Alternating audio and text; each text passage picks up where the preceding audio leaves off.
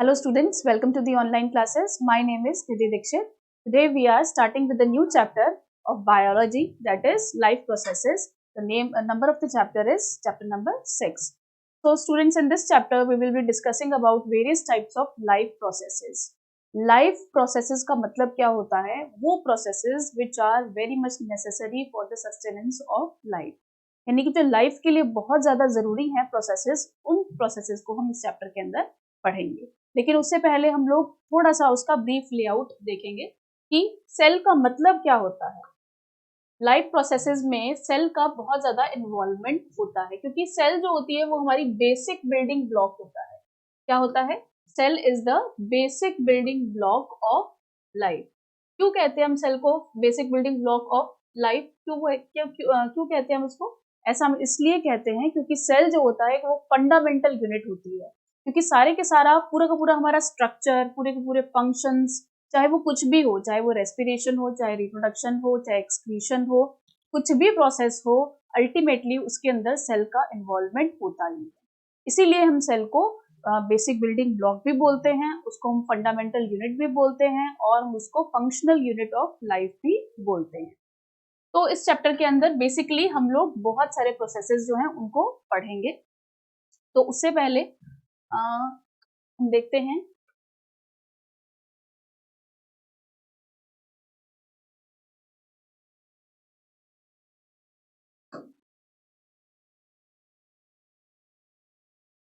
हमने brief layout इसका लिया। अब आता है नेक्स्ट टॉपिक हमारा, व्हाट आर लाइफ प्रोसेसेस। तो लाइफ प्रोसेसेस होते क्या हैं? The maintenance functions of living organisms must go on even when we are not doing anything. अब आप सोचते होंगे कि जब हम सो रहे होते हैं तब भी क्या हमारे अंदर लाइफ प्रोसेसेस चल रहे होते हैं? यस, जब हम सो रहे होते हैं, हम कोई भी एक्टिविटी नहीं भी कर रहे होते हैं तो भी हमारे अंदर बहुत सारे फंक्शंस चल रहे होते हैं। जैसे कि हमारा डाइजेस्टिव सिस्टम चल रहा होता है, हमारा नर्वस सिस्टम चल रहा होता है, हमारा रेस्पिरेटरी सिस्टम भी उस टाइम पर चल रहा होता है। तो ऐसा नहीं है कि जब हम कोई एक्टिविटी नहीं कर रहे हैं तो हमारे अंदर लाइफ प्रोसेसेस नहीं चल रहे हैं। लाइफ प्रोसेसेस उस टाइम पर भी चल रहे होते हैं। लाइफ प्रोसेसेस बहुत ज्यादा जरूरी हैं, उनके बिना हम अपनी लाइफ को सोच भी नहीं सकते। तो इन लाइफ प्रोसेसेस को रन करने के लिए हमें एनर्जी कहाँ से मिलती है? तो हमें एनर्जी मिलती है डाइजेस्टिव सिस्टम से। सिर्फ और सिर्फ डाइजेस्टिव सिस्टम ही हमें एनर्जी देने का काम नहीं करता, उसके अंदर हमारा रेस्पिरेटरी सिस्टम भी इन्वॉल्व होता है।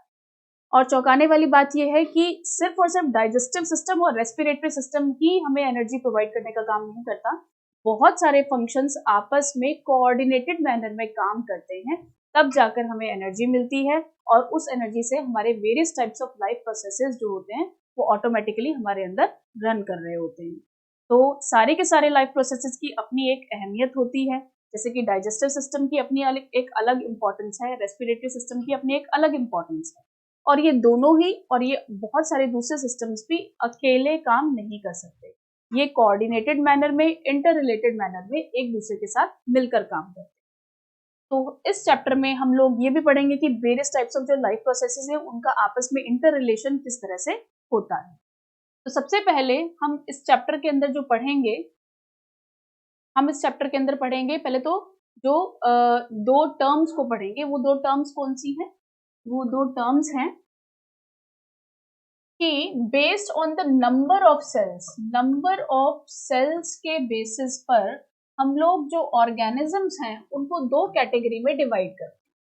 तो नंबर ऑफ सेल्स के, आपने जूनियर क्लासेस में भी पढ़ा है, नंबर ऑफ सेल्स के बेसिस पर हम लोग ऑर्गेनिजम्स को दो कैटेगरी में डिवाइड करते हैं। दो कैटेगरीज कौन सी हैं? फर्स्ट है यूनिसेल्युलर ऑर्गेनिजम्स और दूसरी होती है multi cellular organisms. Unicellular organisms क्या होते हैं? जैसे कि नाम से ही पता चल रहा है, unicellular organisms are those organisms in which only a single cell is present. Uni का मतलब होता है सिंगल सेल, जहां सिर्फ एक ही सेल प्रेजेंट होता है उसको बोलते हैं यूनिसेल्युलर ऑर्गेनिज्म। व्हेरेज मल्टी सेल्युलर का मतलब क्या होता है? मल्टी मतलब मैनी सेल्स। जिन ऑर्गेनिजम्स के अंदर बहुत सारे सेल्स प्रेजेंट होते हैं उनको हम क्या बोलते हैं? Multi cellular organisms. क्या आप मुझे यूनिसेल्युलर ऑर्गेनिज्म और मल्टी सेल्युलर ऑर्गेनिज्म के एग्जाम्पल दे सकते हैं? यस, यूनिसेल्युलर ऑर्गेनिज्म का अगर हम एग्जांपल देखें तो उसका एग्जांपल हो सकता है अमीबा। अमीबा एक सिंगल सेल है जिसके अंदर जो एक सिंगल सेल ही बहुत सारे फंक्शंस को कैरी आउट कर सकता है। Whereas मल्टीसेलुलर ऑर्गेनिज्म का एग्जाम्पल है हम, जैसे कि ह्यूमन बींग्स हुए, प्लांट्स हुए, एनिमल्स हुए, ये सारे के सारे क्या है, मल्टीसेलुलर ऑर्गेनिज्म। क्योंकि इसके अंदर, इन सभी के अंदर एक ही सेल बहुत सारे फंक्शंस को कैरी आउट नहीं कर सकता। उनके अंदर अलग अलग तरीके के बहुत सारे मिलियंस ऑफ सेल्स प्रेजेंट होते हैं जो कि आपस में मिलकर काम करते हैं। बट इनमें डिवीजन ऑफ लेबर होता है। डिवीजन ऑफ लेबर क्या होता है कि जैसे कि आप घर में रहते हैं तो आपकी मदर जो है आपको अपना अपना अपना काम डिस्ट्रीब्यूट करती हैं, वैसे ही नेचर ने हमारी बॉडी के अंदर भी अलग अलग सेल्स को अलग अलग फंक्शंस प्रोवाइड किए हुए हैं। जैसे कि नर्वस टिश्यूज के जो अंदर सेल्स हैं उनका काम नर्वस सिस्टम से रिलेटेड होता है, जो हमारे डाइजेस्टिव सिस्टम में सेल्स होते हैं उनका डाइजेशन से काम रिलेटेड होता है। तो इस तरह से मल्टीसेलुलर ऑर्गेनिजम्स में डिवीजन ऑफ लेबर पाया जाता है। हर एक सेल का अपना एक अलग काम होता है। तो इस तरह से नेचर ने दो तरह के ऑर्गेनिजम्स बनाए, यूनिसेलुलर एंड मल्टीसेलुलर ऑर्गेनिजम्स। ऐसा माना जाता है कि पहले जो है यूनिसेलुलर ऑर्गेनिजम्स अर्थ पर इवॉल्व हुए होंगे और धीरे धीरे धीरे धीरे करके उनमें कुछ ना कुछ चेंजेस आए, उनमें कुछ म्यूटेशंस आए, जिससे अल्टीमेटली वो मल्टीसेलुलर ऑर्गेनिजम्स बन गए।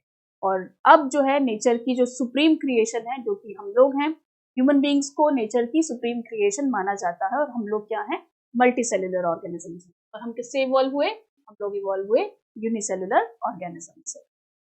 तो ये बात थी यूनिसेलुलर और मल्टीसेलुलर ऑर्गेनिजम्स की और उनके डिफरेंस की, राइट। अब हम देखते हैं नेक्स्ट टॉपिक। तो नेक्स्ट टॉपिक आता है हमारा न्यूट्रिशन का। न्यूट्रिशन क्या होता है, आपने जूनियर क्लासेस में भी पढ़ा होगा। न्यूट्रिशन जो होता है, it is the mode of acquiring nutrients.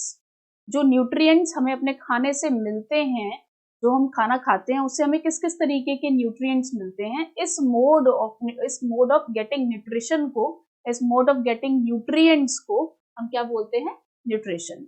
हम जूनियर क्लासेस में पढ़ते हुए आए हैं कि जो न्यूट्रिशन होते हैं उसमें बेसिकली हम 5 तरह के कंपोनेंट्स को इंक्लूड करते हैं, जैसे कि carbohydrates, fats, proteins, vitamins and minerals, और वाटर भी होता है, और रफेज को भी उसके अंदर इंक्लूड किया जाता है। तो न्यूट्रिशन जो होता है, न्यूट्रिशन बेसिकली हमें इन 5 या 6 कंपोनेंट्स को मिलाकर मिलता है। अब ये न्यूट्रिशन, हमने बोला कि ये 6 कंपोनेंट्स हमें मिलते तो हैं, लेकिन कहाँ से मिलते हैं, जो हम खाना खाते हैं उससे हमें न्यूट्रिशन मिलता है। लेकिन क्या हमने खाना खाया वो ऐसे हमारी बॉडी में जाके क्या हमें नरिशमेंट दे देता है? नहीं, पहले हमें उसे क्या करना पड़ता है, उसे डाइजेस्ट करना पड़ता है, उसे सिंपलर फॉर्म में कन्वर्ट करना पड़ता है। तो ऐसा कौन सा सिस्टम है जो कि हम खाना जो खाते हैं उसको सिंपलर फॉर्म में चेंज करता है? तो वो जो सिस्टम है उसको हम कहते हैं डाइजेस्टिव सिस्टम। क्या बोलते हैं उसको? Digestive system. तो डाइजेस्टिव सिस्टम का मतलब क्या हुआ? Digestive system is that system that converts complex food materials into the simpler one. क्या करता है डाइजेस्टिव सिस्टम का, क्या काम होता है? वो कॉम्प्लेक्स फूड मटेरियल, जो भी हम खाना खा रहे हैं वो एक्चुअल में कॉम्प्लेक्स फॉर्म में होता है, कॉम्प्लेक्स फूड मटेरियल को किसमें चेंज करेगा? सिंपलर फॉर्म में, राइट। और सिंपलर फॉर्म वो कौन सी होगी? वो होगी कार्बोहाइड्रेट्स, फैट्स, प्रोटीन्स, विटामिन्स या मिनरल्स के फॉर्म में। अगर खाना सिंपलर फॉर्म में चेंज नहीं होगा तो हमारी बॉडी के जो सेल्स हैं उसको एब्जॉर्ब नहीं करेंगे और हमें न्यूट्रिशन नहीं मिलेगा। तो डाइजेस्टिव सिस्टम का बहुत इंपॉर्टेंट रोल होता है हमारी बॉडी के लिए। तो डाइजेस्टिव सिस्टम देखने में बहुत आसान लग रहा है कि कॉम्प्लेक्स फूड मटेरियल को सिंपल फॉर्म में चेंज करना है, बट इसमें भी बहुत सारे ऑर्गन्स इन्वॉल्व होते हैं, बहुत सारे ग्लैंड्स इन्वॉल्व होते हैं। तो हम धीरे धीरे उन टॉपिक्स को कवर करेंगे।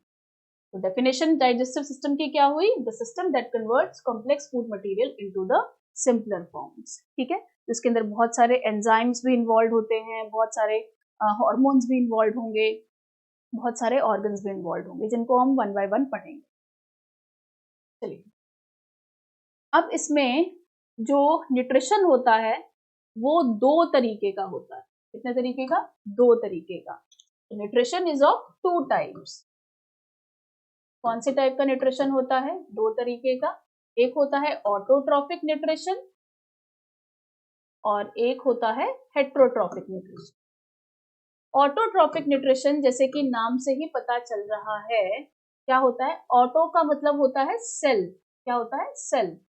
और ट्रॉफिक मतलब बनाना। अगर कोई organism is able to make its food on their own, अगर कोई ऑर्गेनिज्म अपना खाना खुद बना सकता है तो उसको क्या कहते हैं? सेल्फ, यानी कि खुद। अगर कोई ऑर्गेनिज्म अपना खाना खुद बना रहा है तो उसको क्या बोलेंगे?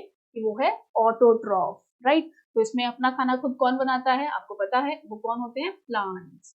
क्यों बना सकते हैं प्लांट्स अपना खाना खुद, क्योंकि उसके अंदर फोटोसिंथेटिक पिगमेंट्स प्रेजेंट होते हैं। उन फोटोसिंथेटिक पिगमेंट का नाम क्या है, उसका नाम है क्लोरोफिल। तो प्लांट्स जो हैं वो क्लोरोफिल, सनलाइट, कार्बन डाइऑक्साइड और वाटर की प्रेजेंस में अपना खाना खुद बनाते हैं, राइट। उसको हम फोटोसिंथेसिस बोलते हैं। फिर हेट्रोट्रॉप्स क्या होते हैं, नॉन सेल्फ, यानी कि वो अपना खाना खुद नहीं बना पाते। वो किसके ऊपर डिपेंड रहते हैं, वो डिपेंड करते हैं प्लांट्स के ऊपर अपने नरिशमेंट के लिए। तो उसके अंदर कौन कौन आएगा, उसके अंदर आ सकते हैं हमारे, हम लोग आ सकते हैं, यानी कि ह्यूमन बींग्स आ सकते हैं। और कौन आ सकता है उसके अंदर, और आ सकते हैं दूसरे एनिमल, क्योंकि हमें डिपेंड करना पड़ता है डायरेक्टली या इनडायरेक्टली प्लांट्स के ऊपर अपने नरिशमेंट के लिए। तो इस तरह से दो तरीके का हमने न्यूट्रिशन भी देखा, autotrophic nutrition and the heterotrophic nutrition, right. चलिए अब हम नेक्स्ट टॉपिक पर चलते हैं। Yes, this is the photosynthetic equation. Photosynthetic equation में क्या होता है कि प्लांट्स जो रहते हैं वो क्या करते हैं, कार्बन डाइऑक्साइड लेते हैं, कहाँ से, कार्बन डाइऑक्साइड लेते हैं वो एयर से, और वाटर कहाँ से लेते हैं, सॉइल से, राइट। और क्लोरोफिल और सनलाइट, अगर ये चारों रिक्वायरमेंट में से कोई एक भी नहीं होगा तो plant won't be able to do photosynthesis, plants photosynthesis नहीं कर पाएंगे, और जिससे ग्लूकोज का सिंथेसिस भी नहीं होगा। अब यहाँ पर आप देख रहे हैं चारों रिक्वायरमेंट्स फुलफिल हो रही हैं, एयर भी है, सॉरी कार्बन डाइऑक्साइड भी है, वाटर भी है, क्लोरोफिल भी है और सनलाइट भी है। अब ये चारों रिक्वायरमेंट्स प्रेजेंट है फोटोसिंथेसिस के लिए, तो प्लांट ने फोटोसिंथेसिस किया और क्या बनाया, ग्लूकोज, और ग्लूकोज बनाकर यहाँ पर क्या रिलीज की, ऑक्सीजन, जो कि हमारे लिए जरूरी है, हमारे रेस्पिरेशन के लिए जरूरी है।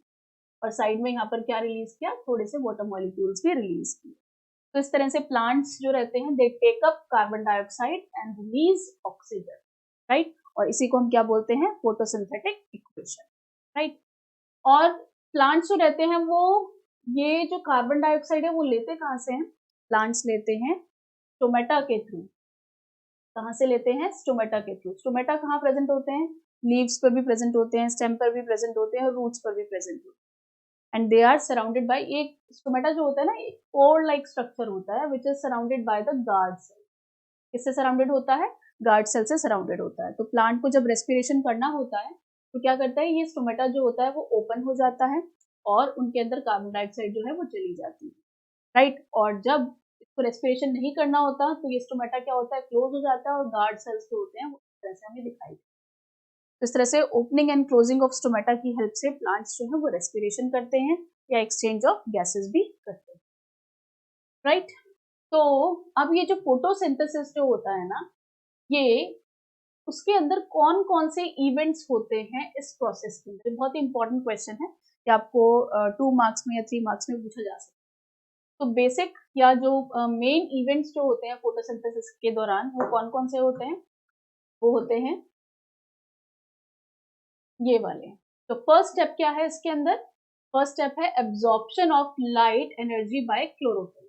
अब ये एक लीफ का आपको स्ट्रक्चर दिया हुआ है, उसका सेक्शन दिया हुआ है, ये उसकी मिडरिब है, ये लैमिना है, ये वेन है, और ये जो पोर्शन है यहाँ पर फ्लोएम बंडल्स और वास्कुलर बंडल्स प्रेजेंट हैं। अगर हम इसको जूम करके देखेंगे तो हमें कुछ इस तरीके का स्ट्रक्चर दिखाई देगा इसमें।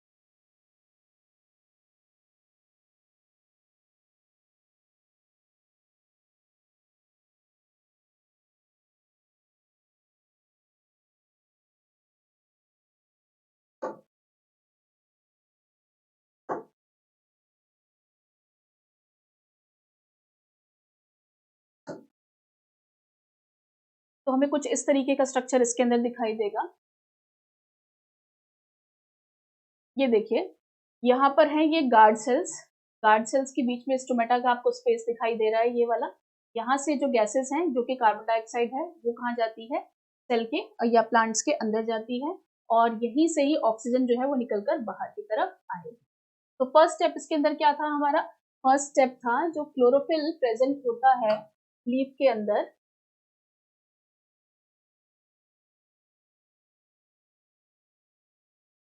तो फर्स्ट स्टेप क्या है, absorption of light energy by chlorophyll. तो जो लाइट की एनर्जी होगी, मान लीजिए यहाँ पर सन है,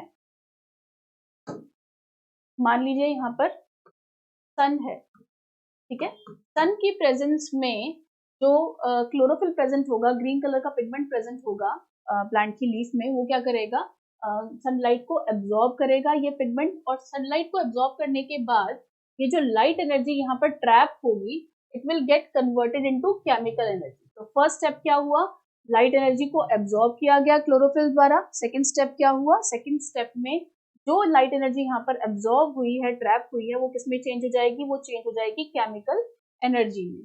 और केमिकल एनर्जी में चेंज होने के बाद it will lead to splitting of water molecules into hydrogen and oxygen. यहाँ सेकंड स्टेप में क्या होगा, वाटर मॉलिक्यूल जो है वो स्प्लिट कर जाएगा, यानी कि टूट जाएगा। किसमें टूटेगा, हाइड्रोजन और ऑक्सीजन में यहाँ पर टूट जाएगा। थर्ड स्टेप में क्या होगा, reduction of carbon dioxide to carbohydrates. Third step में जो कार्बन डाइऑक्साइड इनहेल की गई थी किसके द्वारा, यहाँ पर जो गार्ड सेल्स थे उनसे, उनके बीच में जो स्टोमेटा था जहां से ये कार्बन डाइऑक्साइड यहाँ पर गई थी, तो कार्बन डाइऑक्साइड किसमें रिड्यूस हो जाएगी, वो चेंज हो जाएगी कार्बोहाइड्रेट। तो तीन सिंपल से बेसिक से स्टेप्स हैं जिनको हम दोबारा देखते हैं। तो फर्स्ट स्टेप क्या था, फोटोसिंथेसिस के दौरान फर्स्ट स्टेप में लाइट एनर्जी जो है उसको कौन एब्जॉर्ब करेगा, लाइट एनर्जी को जो क्लोरोफिल मॉलिक्यूल्स प्रेजेंट हैं प्लांट की लीफ के अंदर, वो लाइट एनर्जी को सबसे पहले एब्जॉर्ब करेंगे। सेकेंड स्टेप में जो लाइट एनर्जी को एब्जॉर्ब किया गया है क्लोरोफिल द्वारा, वो किसमें चेंज हो जाएगी, वो चेंज हो जाएगी केमिकल एनर्जी में। और इसके साथ साथ वाटर मॉलिक्यूल जो है वो स्प्लिट कर जाएगा किसमें, हाइड्रोजन और ऑक्सीजन में। थर्ड स्टेप में क्या होगा, थर्ड स्टेप में जो कार्बन डाइऑक्साइड एब्जॉर्ब की गई है प्लांट के द्वारा, वो किसमें चेंज हो जाएगी, किसमें रिड्यूस हो जाएगी, कार्बोहाइड्रेट्स में रिड्यूस हो जाएगी। तो इस तरह से इन तीन बेसिक स्टेप से कार्बोहाइड्रेट का भी फॉर्मेशन हो गया, ऑक्सीजन भी यहाँ पर रिलीज हो गई, और इसी के साथ साथ जो फोटोसिंथेसिस का जो प्रोसेस है वो कंप्लीट हो जाता है, राइट। ये जो होते हैं ये प्रोसेसेस बैक टू बैक नहीं होते हैं, यानी कि एक के पीछे एक नहीं होते, इनमें थोड़ा सा टाइम भी लग सकता है। प्लांट्स को थोड़ा सा टाइम लगता है अपना फूड बनाने के लिए। तो दिन के टाइम पर प्लांट्स क्या करते हैं, अपना खाना बनाते हैं, और रात के टाइम पर उसी खाने को वो क्या करते हैं, यूज करते हैं अपना खाना बनाने के लिए।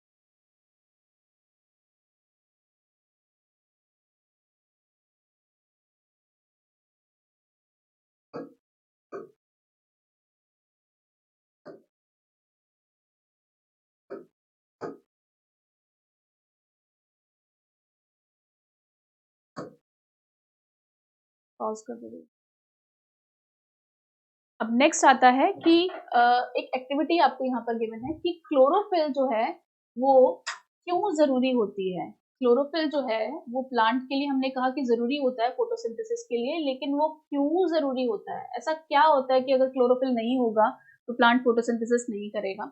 तो एक एक्टिविटी करके देखी गई। तो एक्टिविटी के दौरान क्या किया गया, टेक अ पॉटेड प्लांट, एक प्लांट लिया गया जिसको एक पॉट में प्लांट किया गया है विथ वेरीगेटेड लीव्स, यानी कि वेरीगेटेड लीव्स मतलब उसके अंदर पैचेस आपको दिखाई देंगे कुछ इस तरीके के, कहीं ग्रीन कलर के पैचेस, कहीं येलो कलर के पैचेस आपको उसके अंदर दिखाई देंगे।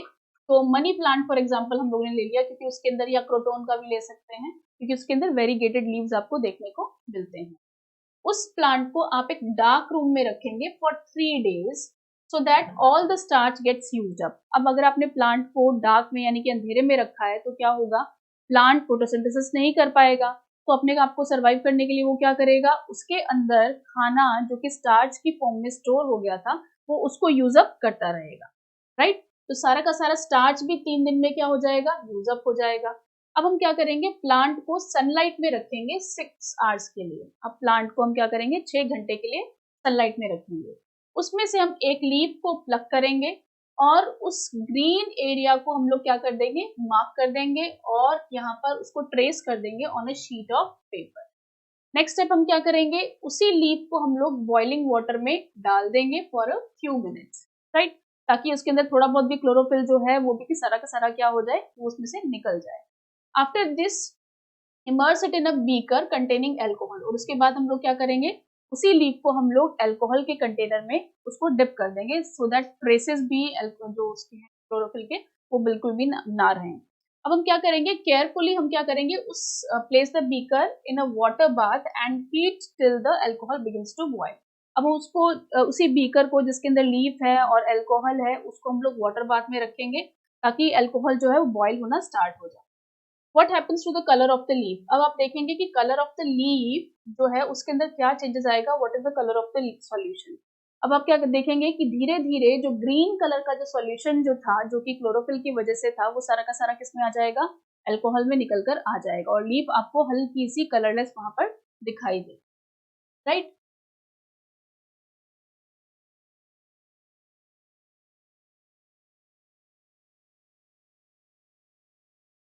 उसके बाद आप क्या करेंगे, now dip the leaf in a dilute solution of iodine. अब आप क्या करेंगे, उसी सॉल्यूशन को आयोडीन के अंदर डिप करेंगे, इसी लीफ को।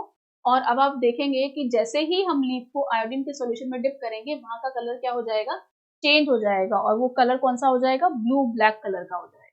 तो इससे ये चीज प्रूव होती है कि वहां पर क्या प्रेजेंट था, स्टार्च, क्योंकि स्टार्च ही आयोडीन के साथ कौन सा कलर देते हैं, ब्लू कलर, या आपको हल्का सा वायलेट कलर वहां पर दिखाई देगा।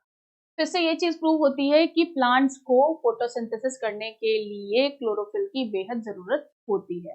क्लोरोफिल की ही प्रेजेंस में फोटोसिंथेसिस होता है, अगर क्लोरोफिल प्रेजेंट नहीं है तो फोटोसिंथेसिस भी नहीं होगा, राइट। तो इस तरह से हम लोगों ने इस एक्टिविटी को भी देखा। Now let us study about how the plant obtains carbon dioxide. तो हमने स्टोमेटा के बारे में पढ़ा था। अब स्टोमेटा जो है वो कार्बन डाइऑक्साइड को अंदर लेकर जाने में और बाहर लेकर आने में किस तरह से हेल्प करता है, ये हम लोग नेक्स्ट क्लास में पढ़ेंगे। Thank you.